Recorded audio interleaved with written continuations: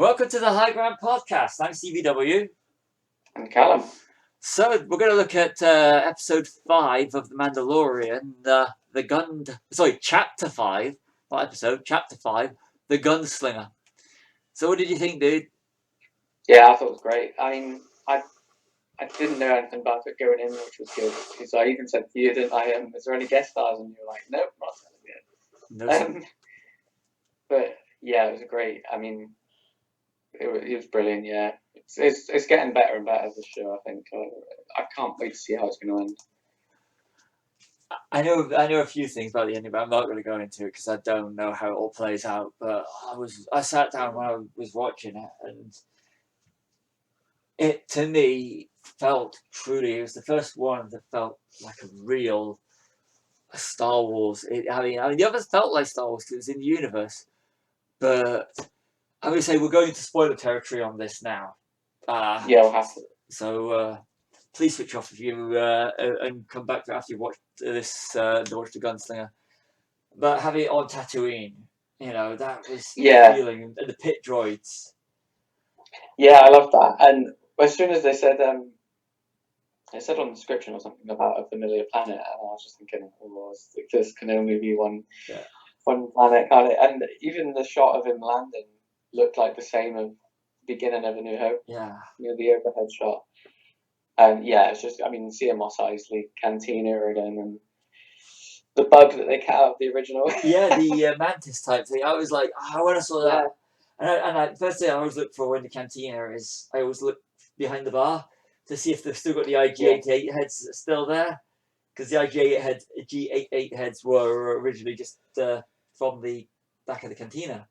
They were. Oh right, I don't know that. If you take a look, it's IG-88 heads, just a prop recycled. This head is, so you can still see it. I was like, they've got that, but the Cantina and the outside the Cantina, you've got that cylindrical thing. I was like, it's like a broken craft, and I was like, and of course the Tusken Raiders.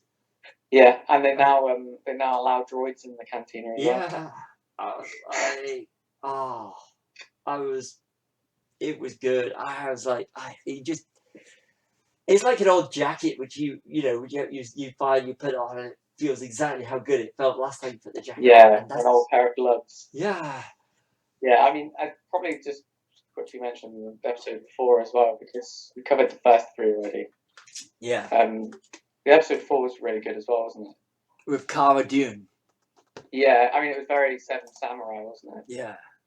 Helping the village against, overwhelming odds. I mean, there was a Clone Wars episode that was exactly like that as well. And it really reminded me of that. But she's a great character. Chapter 4, Sanctuary. You know what? Sanctuary, that was it. Yeah. Gina Carano is fine. She's super fine. She's hard as nails as well. Yeah, but she's fine. It's sort of like, she's got that look about her. She has she's very pretty, and very pretty. It was good just seeing, another person from the Alliance as well, because you only ever really saw Han, Luke and Leia, didn't you, or Chewie? But seeing other live action Rebel people instead of, in the main films, they're all sort of main characters, aren't they? Yeah. Whereas it's nice to see just one of the normal soldiers that's been fighting as well. And another female character that kicks ass. That's okay. Obviously, there's Rey now, but there's not Princess Leia. Yeah, she reminds me of Leia quite a bit, actually. I must admit. You mean how hard she is? Yeah, I just liked it, and the whole. But I like the way the Mando has really got her code of honor and everything. I just think he's it's just pure brilliance. It's a really good character, actually, isn't he? It reminds me a bit of Dread, where there's no face to emote with, so all you've got are body actions and the words and cadence of the way he says the words, and it's really well done. And how he doesn't remove his helmet because it's against the code. Yeah, I mean, I've got a feeling he probably will at some point. Yeah. But I mean, I don't know. I've got a clue. So if they don't, then more kudos. I'll tell you one thing though. You know, when you speak to people about it, I mean, I always, because we're fans, and I don't ever use the term Baby Yoda. I refer to it as refer to the character as the child, because Yeah, I it's still not keep falling Yoda. for that. Pardon? I still keep falling for that. I must admit. Yeah, I'm like it's Calling it the Baby Yoda. It's the child, because Yoda is a character, not a species. Yeah, he's so cute though. He is. He is. Yeah, I've never seen anything cute as that for a long time. And it's good that it's all practical as well. I mean, I imagine a lot of it is. I've seen cute. It's called Porgs. I like Porgs. I do like me Porgs. They were CG though, weren't they? Yeah, they were. No, they were puppets as well. Oh, they're puppets as well. Yeah. I have one on the fireplace that I got told you're moving that thing, and that was a year ago. It's still there. At least you haven't roasted one over the fire like Chewie. Yeah, but he realised the error of his way. Vegetarianism, truth. Yeah. Just imagine the stink they'd have if they wrote that into the galaxy far, far away. Chewie turns vegetarian. After I can't even imagine Chewie being a vegetarian. Me neither, but hey. Yeah, I say I'm underrepresented in the galaxy far, far away. If anyone's listening from Star Wars, put a vegetarian in it, because come on, we want political correctness, and I want a vegetarian in the galaxy far, far away. Yeah, why not? I mean, we'll probably have all sorts, won't we, in the galaxy soon. Come on, Star Trek. No, actually, I don't even think there's vegetarians in Star Trek, is it? I don't know. I think it's just no. Well, they don't kill animals in Star Trek. They have like synthetic meat, don't they? Cool. Everyone's a vegetarian in Star Trek. Yeah. Well, everyone's a vegan technically. Oh, cool. No, That's yeah. a scary fucking world, isn't it? But I'd happily live in the world that Gene Roddenberry created, especially right now. So. Oh yeah, definitely, yeah. Things you'd never imagine. It gets a lot of shit, doesn't it, for being like namby-pamby and like, oh yeah, it's like so naive and all this, but it is quite nice actually. It's something to strive for, and especially in today's climate, hope. Yeah. It's nice to, we watched the other week Star Trek, the motion picture, and it was just, it was, talking Star Trek on a Star Wars thing about Mandalorian, and it's cool. We talk about Star Wars and everything else. We might as well. Yeah, it was what was needed. It was what was needed, But yeah, and I gotta admit, the Mandalorian, his code of honor, and Kara as well.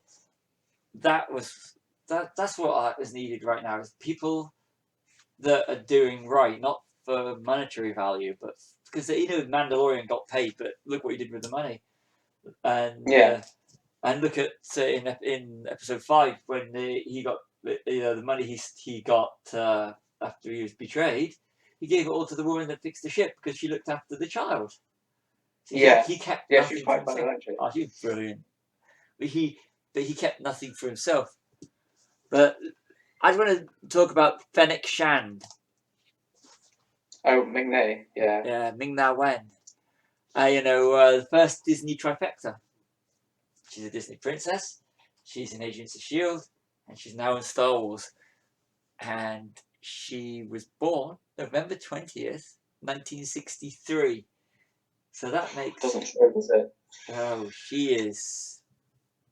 For someone who's not what Hollywood would cast in a leading role, and sort of her age should be usually not, would by now be doing more adults in terms of adult stuff, not in terms of that way, I would phrase it, more mature stuff for a mature actress. The fact that she's still kicking it better than anybody else. I mean, you name someone that can do it just as good as she can, and still pull it off. I mean, I think she's fantastic, and she's definitely. I'd like to know her secret because she's absolutely. I've always liked her. She was good in obviously Mulan. Yeah. And ER as well years ago. And she's always Chun-Li to me as well. Chun-Li, Street Fighter. That's what I remember before Shield was Street Fighter. But then when I started watching Shield. Sorry. Yeah, no, I haven't seen Agents of Shield actually. It's on Disney Plus. It is. There's how many seasons are there now? Let's have a look. I've got to quickly lean over to my Blu-ray collection. There is 6. I think I'm on season 7 coming up. I'd ask someone. It goes up to 5 though, doesn't it, on Disney Plus? So there's 7 because they haven't got the last season on there yet, and there's one more to go. It starts in May apparently. Oh. So 7 seasons. It's got a 7-season arc, and she is so pretty. She is Ming-Na Wen is. She's just cool as well, isn't she? Like she looks like a.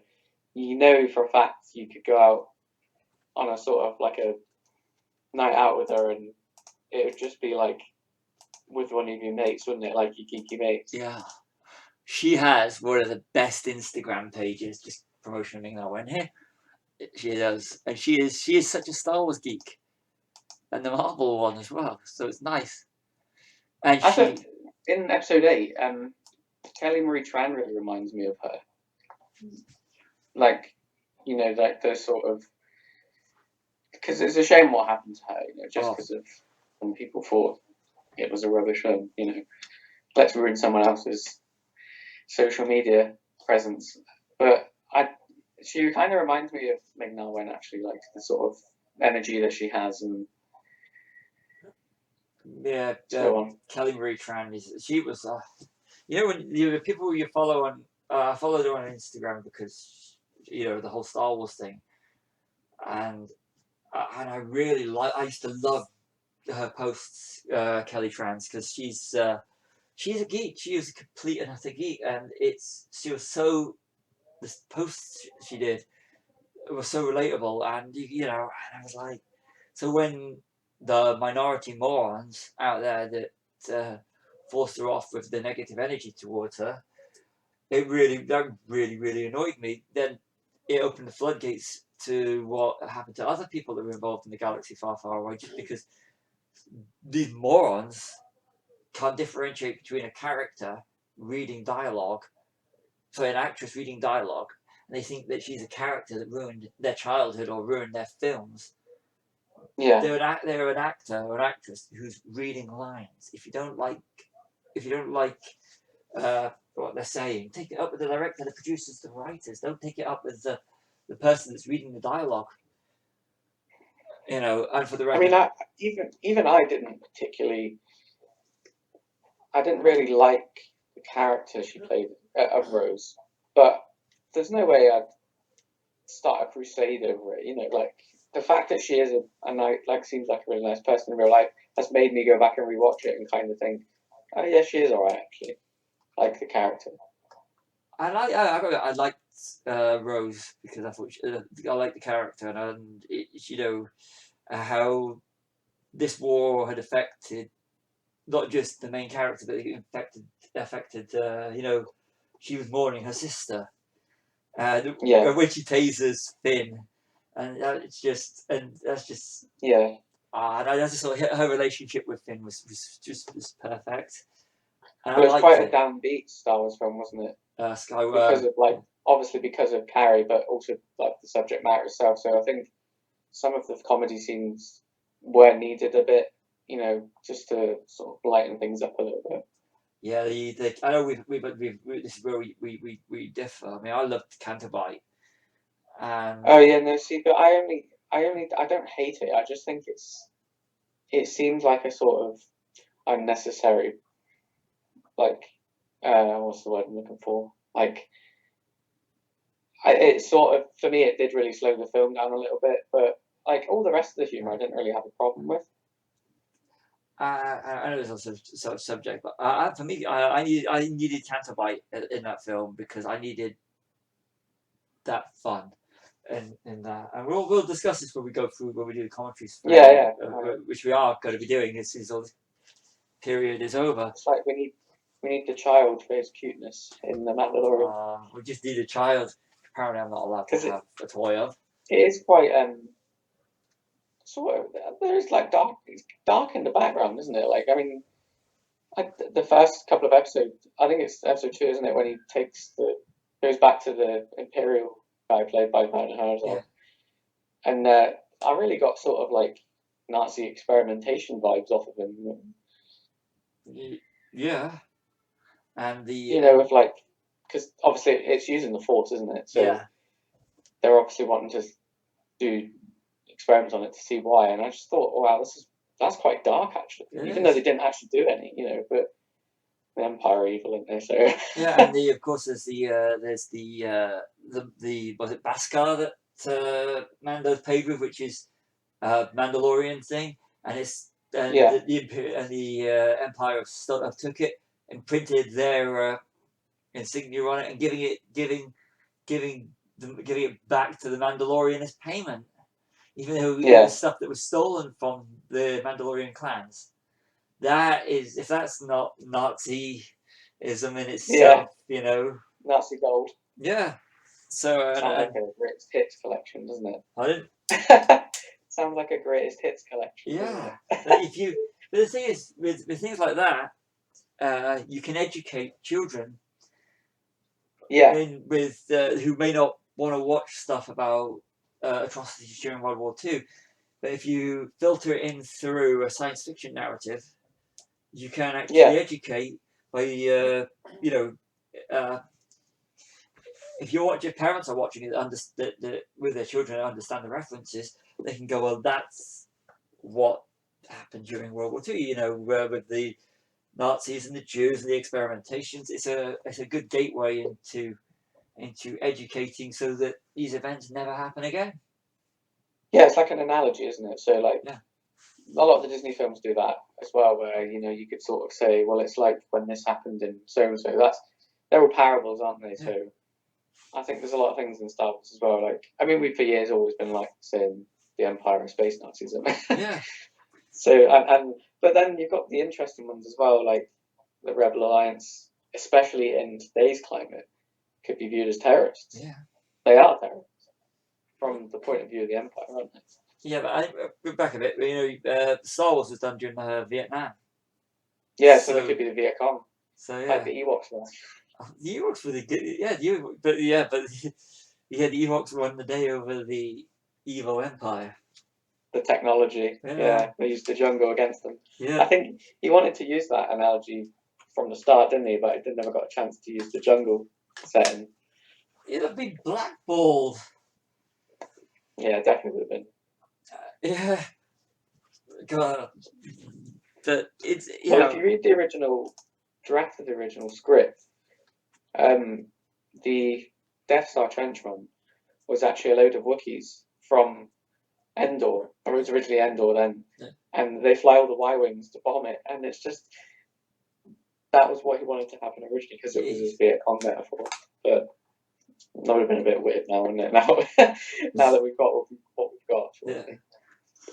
They had to change because Wookiees became so technologically advanced because they had to, because that was supposed to be the battle, and then they ended up turning into Ewoks. Instead of having large, having small, and sell a load of teddy bears. Let's sell teddy bears. That's one thing as well. I love about Mandalorian. You could sort of say educating people as well, because it really does work as a Western as well. Oh, brilliant. So like the American history things in there as well, like it's all cantinas and traveling from town to town, and he is a gunslinger, as the episode tells you this last week. He's a gunslinger, isn't he? Yeah. So. But he has got a heart, and he has got a heart, yeah. And his speeder bike is the horse, I suppose. Yeah, it goes back to number 5 when you see that. I literally popped when I saw the speeder bikes that they were on in episode 5. Yeah, it's very swoop bikes. Yeah, like Anakin in the Clones, Attack of the Clones. Yeah, and the sound effects are all the same as well. Yeah, like I said, I did feel that I was in the galaxy far, far away. Do you know what I really liked as well? We got a bit more sort of development of Tusken Raiders this time. Like they do have another language that they can communicate with, the sign language. I really liked that. Yeah. I mean, there was a second where I thought, are they going to talk? But I'm glad they didn't. I loved it because they are quite mysterious, aren't they? Yeah. So I'm glad it's kept that way. It's funny as well because that other guy was sort of thinking, oh, how does he know that? I knew how that was going to end. I just had a feeling that he would betray Mando. Yeah, when he destroyed that tracker, I thought, this guy's a bit dodgy. Yeah. Did you notice where he was sitting as well? In the cantina. Yeah, hand spot. Yeah, and he had his leg up as well. Yeah.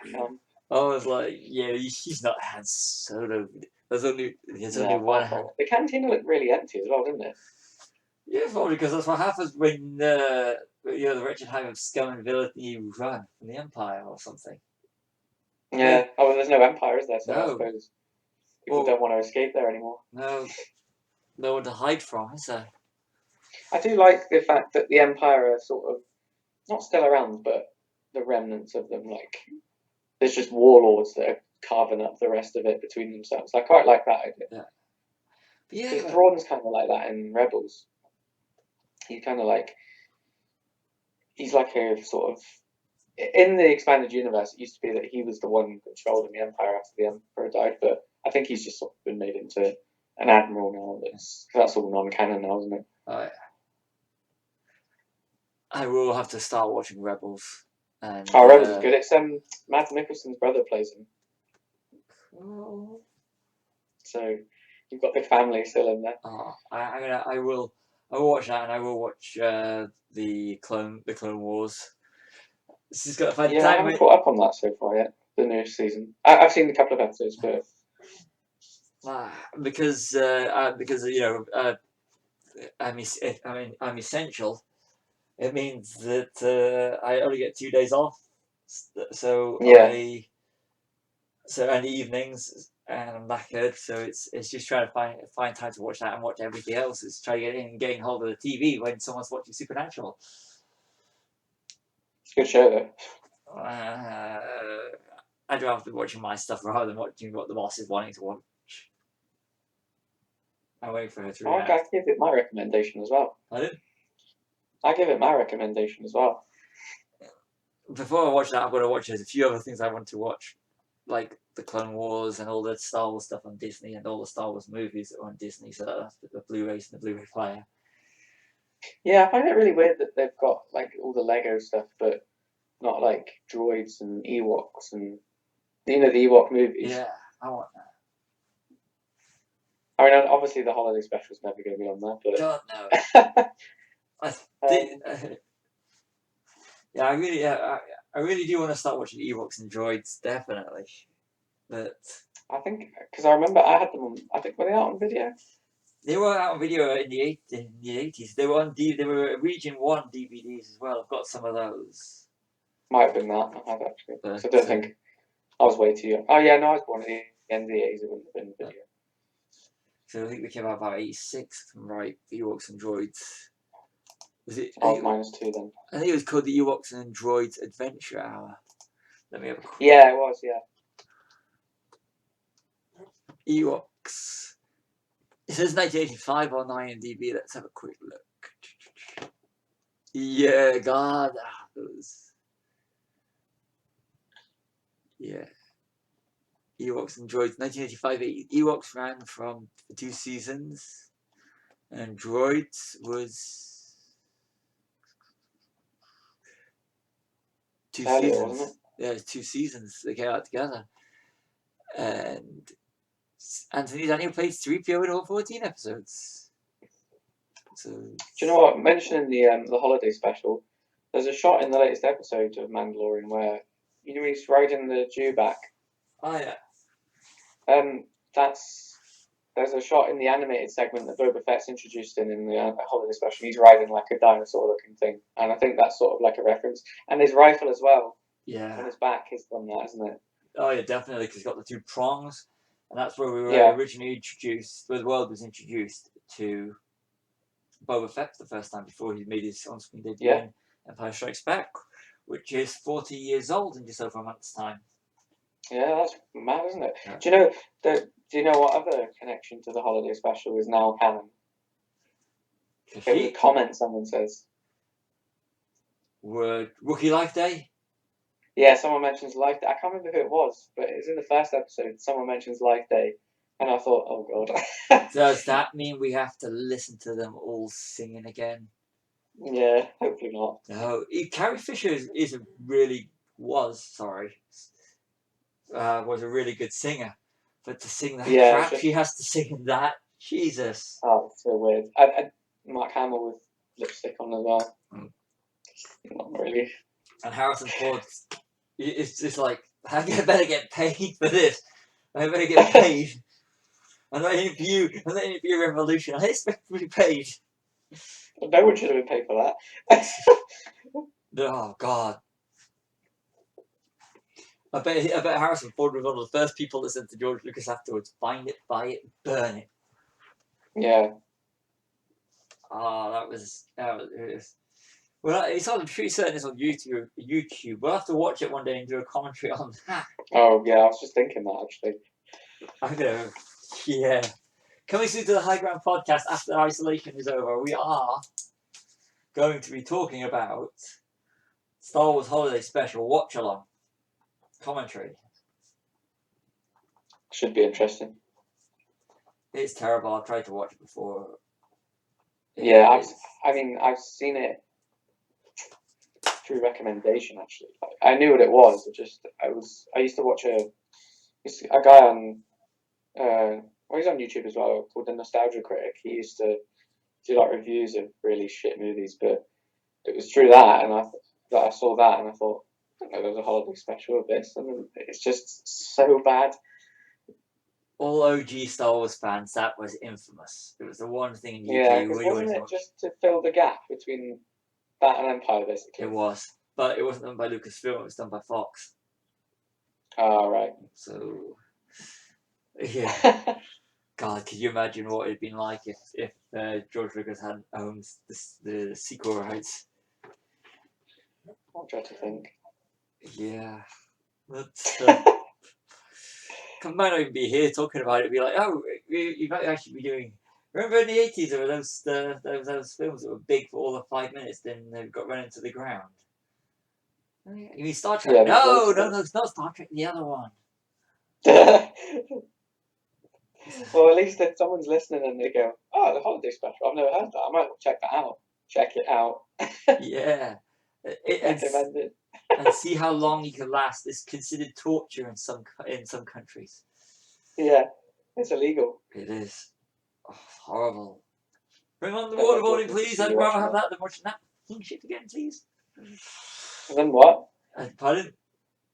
Then watch it. Then what did you say? Waterboarding. Oh right, sorry. I thought you meant something like I'd rather watch that than 50 Shades of Grey. No, that's just 50. Oh God, I've watched the first one. I'm not going to watch the second and third. That's twice we mentioned that film today. Then. Yeah. No. Okay, that's going to be our next commentary. That's going to be our next one of our podcasts coming up. Just a short one, I think. Stay tuned for that one. So, Mandalorian episodes 4 and 5. Summing up. Yeah.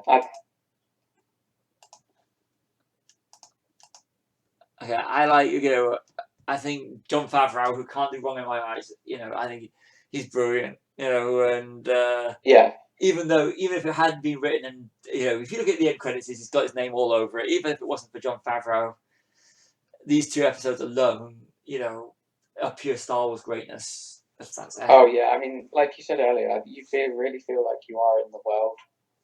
Like I feel more like I'm in the world than I do with the sequel trilogy. Not in a disparaging way, but just like I think you have more time to expand it with a TV series, don't you? Yeah, it's true. I mean, I was wondering yesterday what it would have been like if we'd actually seen George Lucas's trilogy. But oh yeah, I still need to find out what was going to happen in that. Yeah, I think the other thing I think would have been better. I think there'd have been more continuity, and I think that this is another thing, but the names of the characters would have been more memorable because George Lucas was good at coming up with decent names for characters. He was, yeah. It was sort of weird because he came up with names that sort of sounded familiar but still different. Like you got Luke as a normal name, and then Skywalker sounds exotic, and then Leia kind of sounds like names we do have, and Han is like similar to Hans and all that, isn't it? But I think you went a bit overboard in the prequel trilogy. Oh no, I'm going to disagree with you because this is I was going to make a point. Is that I can't tell you, with the exception hardly any of the names of the characters in 7, 8, and 9, but I know who Jocasta-Nu is. And how can I remember the name of how can I remember the name of a librarian, but I can't remember some of the prime characters from 7, 8, and 9. Yeah, do you know what the problem with 7, 8, and 9? I think is that they have first order villains that die in each film, or like are different in each film. Yeah. So like, I remember who General Hux was, and Captain Phasma was cool, but then when they killed Captain Phasma off, you were like, all right, okay, like whatever. And then you had like Adrian Edmondson in that as well, didn't you? Yeah. Randomly, and then Comedy relief. In the next one, it's Richard E. Grant, and you just think, well, who are these people? They're like, I don't know their names. I know what you mean, actually. Yeah, that's very true. Yeah. I do like the characters. You know, the characters are there on point in the Mandalorian, just like they were in the originals and the prequel trilogy. So, yeah, they are good actually. Yeah. So you know what, we'll leave it in a couple of episodes, and we'll do. How many episodes are there in this season? 8, I think, isn't it? 8. So we've done episodes 4 and 5. We'll continue this with the other episodes. Yeah. And watch. So that's it. I'm all done on that one. So yeah, same. Yeah. Catch you all soon in another High Ground podcast. Goodbye.